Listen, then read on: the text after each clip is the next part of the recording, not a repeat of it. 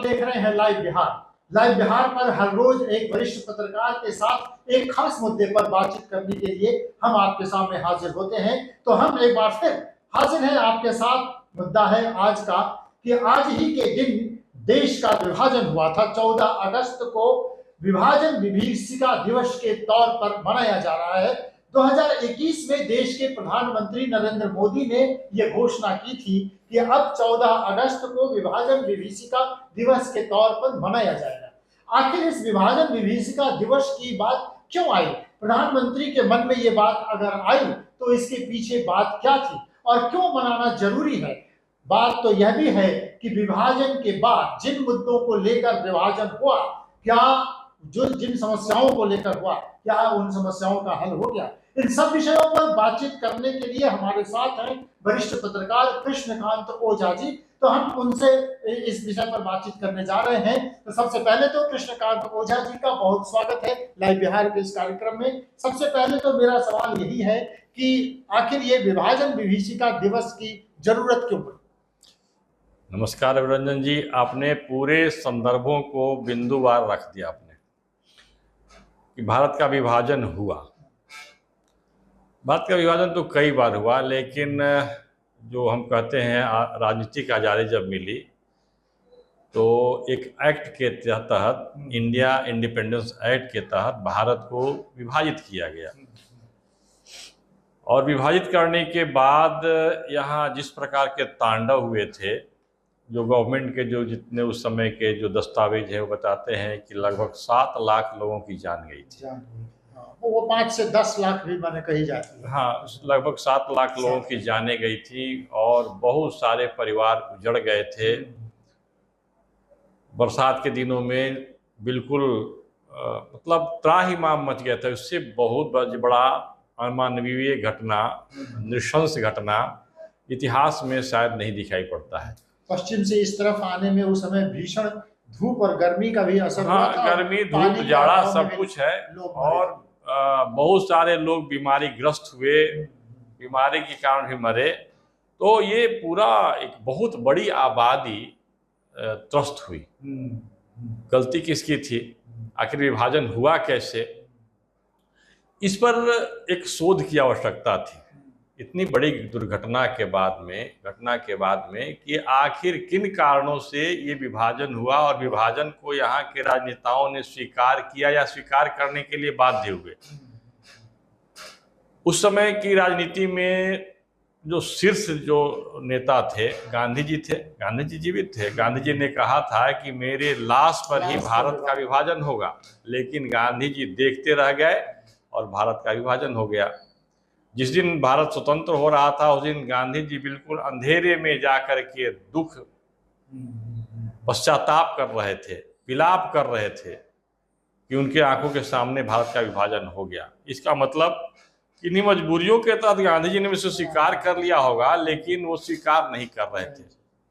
तो भारत, अब ये प्रश्न उठता है कि आखिर आजादी के 75 वर्षों बाद हमें क्यों मना रहे हैं? सही बात। तो जिन मानसिकता के कारण, जिन विचारों के कारण भारत का विभाजन हुआ था, उस प्रकार की मानसिकता, उस प्रकार के विचार आज भी भारत के राजनीतिक वातावरण में विद्यमान है। उसको वायरस कहें या उसको खतरनाक बैक्टीरिया कहें, आज भी वो बैक्टीरिया भारत के राजनीति में विद्यमान है। और दूसरी बात यह क्या है कि यहाँ के जो एकेडमिक जगत है, जो नैरेटिव बनाते हैं, जो एक कॉन्सेप्ट निर्माण करते हैं, परसेप्शन बिल्डिंग करते हैं, वो उसी प्रकार के मानसिकता के पोषक रहे। तो यदि वो विद्यमान है तो उसका समाधान, चूंकि ये रोग जो है समाज से आया है, राजनीति से आया है, तो इसका समाधान भी समाज को ठीक करके ही, राजनीतिक व्यवस्था को ठीक करके ही किया सकती है। अब देखिए, इस संदर्भ में जब हम बात करते हैं, हमने कहा शोध की आवश्यकता है।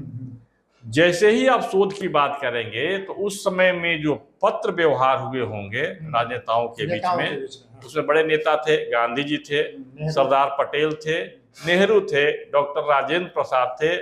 इस प्रकार के जो नेता थे, उन नेताओं के बीच में किस प्रकार का पत्र व्यवहार हुआ है? यहाँ हम सरदार पटेल जिन्होंने संपूर्ण भारत को एकीकृत किया था, उसमें उनका महत्वपूर्ण योगदान था। कहा जाता है कि कहीं कहीं उन्होंने उस समय के प्रधानमंत्री जवाहरलाल नेहरू के को भी नजरअंदाज किया। नजरअंदाज करते हुए अपने निर्णय को बिल्कुल दृढ़ता से उन्होंने लागू कराया और भारत जो है ये एकीकृत हो सका था। उसी सरदार पटेल के जितने जो पत्र हैं उस समय के, उसका एक संग्रह है सरदार पटेल भारत विभाजन, ये प्रभात प्रकाशन से प्रकाशित है। यदि इस पत्र को देखना होगा जो शोधकर्ता होंगे या पत्रकार होंगे, यदि बात को समझने के लिए, तो आपको मूल जो रेफरेंस है, संदर्भ है, उस पर जाना पड़ेगा। सरदार पटेल कहते हैं कि मैंने गांधी जी को सचेत किया कि 1920-22 में जो खिलाफत आंदोलन है उसको लेकर के हम कांग्रेस को खिलाफत आंदोलन से नहीं जोड़े। यह एक प्रकार से सांप्रदायिक आधार पर तुष्टीकरण का एक वातावरण बन रहा है और गांधी जी ने ऐसा किया। ऐसा करने के बाद भारत के राजनीति में पहले सांप्रदायिक आधार पर, कम्युनल आधार पर जो तुष्टीकरण, अपीजमेंट की बात नहीं होती थी और वहां से इस रोग का प्रवेश हो गया, उसका संक्रमण लग गया भारत के अंदर में।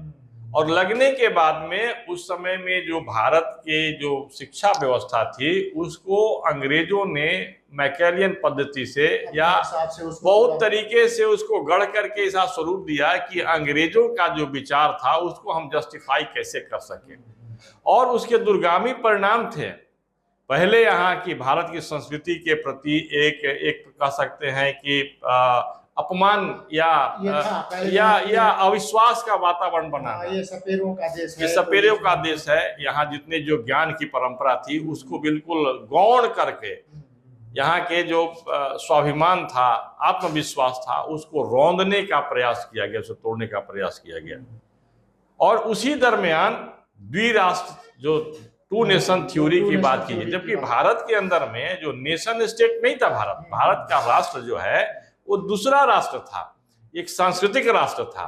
तो सांस्कृतिक राष्ट्र का जो कॉन्सेप्ट था, केरल के से चल करके शंकराचार्य और हिमालय पर्यंत जाते हैं, पूरब में जाते हैं जगन्नाथपुरी, पश्चिम में जाते हैं द्वारका, और जा करके संपूर्ण भारत जब को एक सूत्र में बांधते हैं। चाणक्य जो है, चाणक्य के सानिध्य में चंद्रगुप्त का जब प्रयास होता है तो संपूर्ण भारत, उसमें आज का अफगानिस्तान भी है, ब्रह्मदेश बर्मा भी है, सारे देश हैं। वो सारे, अफगानिस्तान टूट गया, नेपाल को हटा दिया गया। तो जो कॉलोनियल माइंडसेट था, जो औपनिवेशिक शक्तियां थीं, उसने अपने आप को यहाँ सरवाइव कराने के लिए यहाँ की संस्कृति, यहाँ की ज्ञान परंपरा को सबसे पहले समाप्त कराया। यहाँ के लोगों का आत्मविश्वास था, उसको समाप्त किया।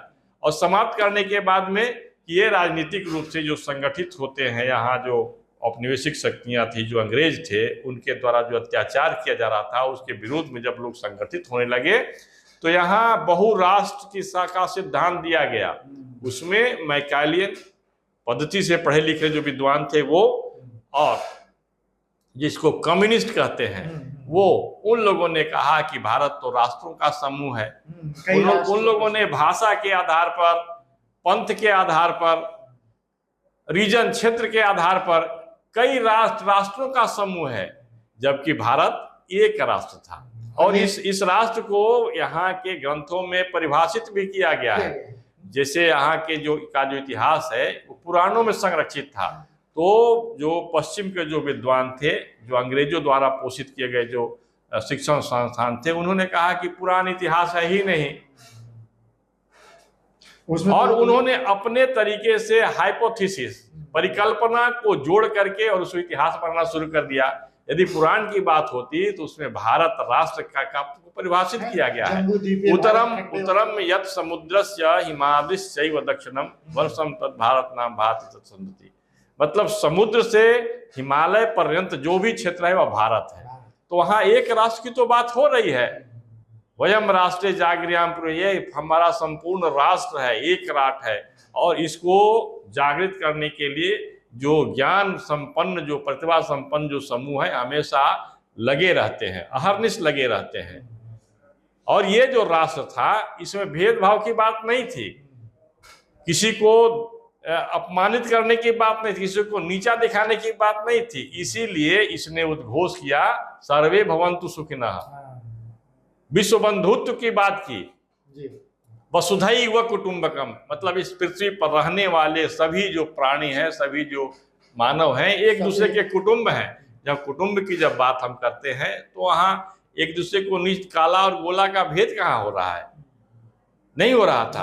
तो ये जो है जो औपनिवेशिक शक्तियां थीं जिनका उद्देश्य केवल और केवल यहाँ शासन करना, यहाँ की चीजों को हर करके ले जाना, यहाँ के प्राकृतिक संपदा को हर कर ले जाना और यहाँ उनको गुलाम बना करके रखना, इस प्रकार की जो मानसिक शक्तियां थीं, जिस प्रकार के टूल्स का उपयोग उन्होंने किया, वो टूल्स क्या था? मुस्लिम तुष्टिकरण की बात करना और तुष्टिकरण के बाद में लोगों में भेदभाव करना, जबकि भारत के अंदर में पूजा पद्धति तो अलग अलग प्रकार के रहे हैं। वैष्णवों की पूजा पद्धति अलग थी, शैवों की अलग थी, शाक्तों की अलग थी, जैन अलग थे उनकी, लेकिन सब एक दूसरे से जुड़े हुए थे और कहते थे कि हमारे पूर्वज एक हैं। लेकिन उन्होंने कहा कि नहीं, ये मुसलमानों का जो हित है अलग है, हिंदुओं का हित अलग है जो बड़े स्तर पर, और इसके बीच में भी भेद करा करके और इस राष्ट्र को तोड़ देना। तो उस प्रकार की मानसिकता धीरे धीरे फूट डालो और राज करो की जो मानसिकता थी वो राजनीतिक दलों ने भी अपना लिया हमें। और ये पूरा जो सिस्टम था ये पूरे जो राज्य की व्यवस्था हो, लोक कल्याण उसका ध्येय तो नहीं, ऐसा नहीं हुआ। उसमें हो गया कि हम किसी भी कीमत पर सत्ता में बने रहें। मैकियावेलियन थ्योरी के आधार पर एंड जस्टिफाई द मीन्स, मतलब हमने एंड लक्ष्य को प्राप्त कर लिया, कुर्सी को प्राप्त कर लिया, तो उसके माध्यम से हमने जो संसाधन का उपयोग किया उसको जस्टिफाई कर देंगे। इस प्रकार की बात अपना करके राजनीति करने की जो होड़ मच गई, और उसी का आप नतीजा देख रहे हैं कि तुष्टीकरण, अल्पसंख्यक, कि हाँ भारत के अंदर में कौन अल्पसंख्यक है? जो मुसलमान है उनके भी पूर्वज एक थे जो हिंदू के थे। दूसरी बात है क्या कि यहाँ जिसकी आबादी 17% है उससे आप अल्पसंख्यक कैसे कह सकते हैं? क्या उसे दूसरी बड़ी बहुसंख्यक आबादी नहीं कह सकते हैं? तो यहाँ शब्दावली ऐसे गढ़े गए, कहा गया कि मुसलमान अल्पसंख्यक है, मुसलमान यहाँ अल्पसंख्यक नहीं है। ये नैरेटिव बदलने की बात है। मुसलमान क्या है? दूसरी सबसे बड़ी बहुसंख्यक आबादी। यहाँ अल्पसंख्यक कौन हो सकते हैं? बौद्ध हो सकते हैं, जैन हो सकते हैं, पारसी हो सकते हैं, जिनकी आबादी 1-2% से करीब है, 2% से कम है। संविधान सभा को देखना चाहिए। संविधान जो निर्माण किया गया है, संविधान सभा में जो बातें हुई हैं, बहुत निर्लजता के साथ संविधान सभा में एक व्यक्ति ने उठाया कि जो मुसलमान हैं उनके लिए ये जो उनको जो मत का अधिकार जो होगा वो ज्यादा वैल्यू उसका होना चाहिए। अच्छा। हाँ, इस प्रकार की बात होती है। इस पर पटेल बहुत ज्यादा गुस्से में आते हैं और कहते हैं कि आपके लिए तो आपने तो विभाजित करके एक हिस्सा ले लिया, यदि आपको अधिभार चाहिए, मतों में अधिभार चाहिए, इस प्रकार की बात करते हैं तो आपको अभी चल जाना चाहिए पाकिस्तान। ये पटेल के वाक्य हैं और ये संविधान सभा के में दस्तावेज के तौर पर वहां भाषण में है। और जवाहरलाल नेहरू स्तब्ध रह गए थे। उन्होंने केवल इतना ही कहा कि इतने कड़े शब्दों का उपयोग नहीं करना चाहिए। इस पर भी उन्होंने टोकते हुए कहा कि ये कड़े शब्द ही नहीं, आने वाले हमें बहुत बड़े खतरे की ओर संकेत कर सकता है। इस प्रकार के प्रस्ताव, इस प्रकार के शब्द, इन्होंने ऐसा कहने का हिम्मत कैसे किया? लेकिन आज यदि हम देख रहे हैं तो इस प्रकार के कहने का हिम्मत करने वाले, टोपी पहन करके और ढकोसला करने वाले, और ये जो क्या कहते हैं इफ्तार और की पार्टी देने वाले, इस प्रकार की राजनीति की जो बाढ़ आ गई है, जो तुष्टीकरण के आधार पर देश के व्यापक हितों को नकारते हुए और यहाँ की राजनीति को दूषित करते हैं, इसका समाधान होना आवश्यक है। इसलिए विभाजन की त्रासदी को फिर से आपको याद करना पड़ेगा और प्रबोधन भी करना पड़ेगा। हम अपने दर्शकों को ये बताते हुए बातचीत को और आगे बढ़ाते हैं कि जब 20 फरवरी 1947 को ब्रिटेन के प्रधानमंत्री, उनका नाम था क्लेमेंट एटली, उन्होंने ये कहा कि देश को अब आजादी, भारत को आजादी दे देनी चाहिए और ये आजादी जून 48 में दी जाएगी। लेकिन उसके पहले ही लॉर्ड माउंटबेटन ने 1 साल पहले भारत की आजादी की घोषणा की। हम आपको उसके साथ ये बताते चले कि भारत के विभाजन की जब बात हुई और सीमा रेखा खींचने की बात हुई, तो जिनको बुलाया गया सीमा रेखा खींचने के लिए, उनका नाम सिरिल रैडक्लिफ था, जो कभी भारत नहीं आए थे। उसी समय वो भारत आए और महज 2 महीने में उन्होंने पंजाब और बंगाल की सीमा को रेखांकित किया, जबकि वो भारत कभी आए नहीं थे। तो इस साजिश को आप समझ सकते हैं कि ब्रिटेन में बैठा एक प्रधानमंत्री ने ये तैयारी पहले से कर रखी थी कि कब इस देश को आजाद करना है और कब इस देश की सीमा क्या होगी। तो इन सब विषयों पर हम लोग बातचीत कर रहे थे। बातचीत का विषय यह है कि विभाजन विभीषिका दिवस को हम क्यों याद कर रहे हैं और क्या आजादी जिन मुद्दों पर, जिन मसलों पर ली गई और देश के बंटवारे के साथ, तो क्या वो मसले हल हो गए या अभी होना बाकी है? आजाद होने के समय भारत ने क्या सोचा था? आप स्वयं नेहरू जी के भाषणों को सुनिए, पढ़िए। हम अपनी आकांक्षा को पूर्ण करेंगे। भारत की आकांक्षा क्या है? भारत तो विश्व गुरु था। भारत के पूरे विश्व के व्यापार में भारत का हिस्सा कितना था निर्यात का? हमने उससे अचीव किया क्या? आज भी भारत विकसित राष्ट्र है? नहीं है, नहीं है, बिल्कुल नहीं। विकासशील है, तो विकासशील ही है। विकासशील है। तो क्या 75 वर्षों में हम विकसित राष्ट्र नहीं हो सकते थे? चीन हमसे तो चीन बहुत हमसे बाद में आजाद हुआ और विकसित राष्ट्र हो चुका है। तो हम विकसित राष्ट्र क्यों नहीं हुए? अच्छा, जिन लोगों ने विकसित राष्ट्र क्यों नहीं हुए, यह एक प्रश्न है। और वर्तमान प्रधानमंत्री को धन्यवाद देना चाहिए कि उन्होंने एक लक्ष्य रखा कि 2047 में हम एक विकसित राष्ट्र होंगे। अपने लिए गोल एक निश्चित किया है, डेवलप्ड नेशन होगा भारत। तो ये काम तो होना जरूरी है। और यहाँ राजनीति क्या हो रही है? हम किसी भी प्रकार से राष्ट्र के व्यापक हितों को तिलांजलि देते हुए, दरकिनार करते हुए हम सत्ता में बने रहें। और सत्ता में बनने क्या करते हैं? तो तुष्टीकरण की राजनीति करेंगे, जातियों में विभाजित करने की राजनीति करेंगे। कांग्रेस पार्टी भी अब कह रही है ना कि हम 3000 जातियां हैं, उन जातियों का गणना कराएंगे। गणना करने के बाद आपके पास क्या रोड मैप है? बिल्कुल। उन जातियों के बीच संघर्ष कराएंगे या उनके डेवलपमेंट के लिए बात आप करेंगे? बहुत सारी जातियां, इस जाति का आधार क्या है? काम के आधार पर यहाँ जाति होता रहा है। नाम है स्वर्णकार, मतलब सोने का के बारे में जो तज्ञ है, लोहार मतलब लोहे का काम, बढ़ई मतलब लकड़ी का काम करते हैं, नाई का काम क्या है? बाल काटना, छोटे छोटे घाव वगैरह होना, उसका उपचार कर देना, ये सारी बातें थी। तो आप उसके स्किल को फिर से डेवलप करना, उसको बिल्कुल अभी जो परिवर्तित समय है उसके अनुसार उनकी व्यवस्था करना, इस दिशा में तो कर नहीं रहे हैं। आप अंग्रेजों के तौर पर चल करके कि हमें सत्ता में बने रहने के लिए हम उसका तुष्टीकरण करेंगे, मैंने तोड़ो और राज करो। एक बात और, आरक्षण की बात होती है। आरक्षण का लाभ किसको हुआ है, इसकी समीक्षा क्या नहीं होनी चाहिए थी? जो सक्षम लोग थे उन्होंने आरक्षण का लाभ ले लिया। आज जो कई पीढ़ियों से जो दलित हैं, कुचले हुए हैं, गरीब हैं, गरीबी की हालत में रह रहे हैं, उनके परिवार से कोई एक व्यक्ति तक नहीं बना, सरकारी नौकरी में नहीं आया। तो क्या इसकी समीक्षा नहीं होनी चाहिए? तो ये सारी बातें हैं कि यहाँ आप यह कह सकते हैं, बिल्कुल कड़े शब्दों में कह सकते हैं कि अंग्रेजों के औलादों ने जो अंग्रेज के जो नीति है उसको धारण किया, भारत की नीति नहीं धारण किया। उसने भारत को विभाजित करके, तोड़ मरोड़ करके, शोषण करके और यहाँ सत्ता में बने रहने की परंपरा विकसित की। और यह परंपरा कांग्रेस के समय से विकसित हुई। कांग्रेस में एक पीढ़ी थी जिसने आजादी की लड़ाई में भाग लिया और भाग लेने के बाद में बहुत, बिल्कुल इस शब्द में बोलना चाहिए, एक पत्रकार के तौर पर यदि आप बोलेंगे, पक्ष नहीं ले रहे हैं किसी का, उनका बिल्कुल आप देखेंगे, बड़े बड़े पत्रकारों को उस समय की इंदिरा गांधी की नीति को देखिए। इंदिरा गांधी क्या थी, अपनी ब्रांडिंग कराती थी, और हम किसी भी कीमत पर सरकार में बने रहें, मैकियावेलियन थ्योरी, हम भ्रष्टाचार के आधार पर ही बने, चाहे जिससे बने, लेकिन हम बने रहेंगे। एक जो बात तो ये जो बात है, इसके लिए जो भी सूट किया उनको, उन्होंने किया।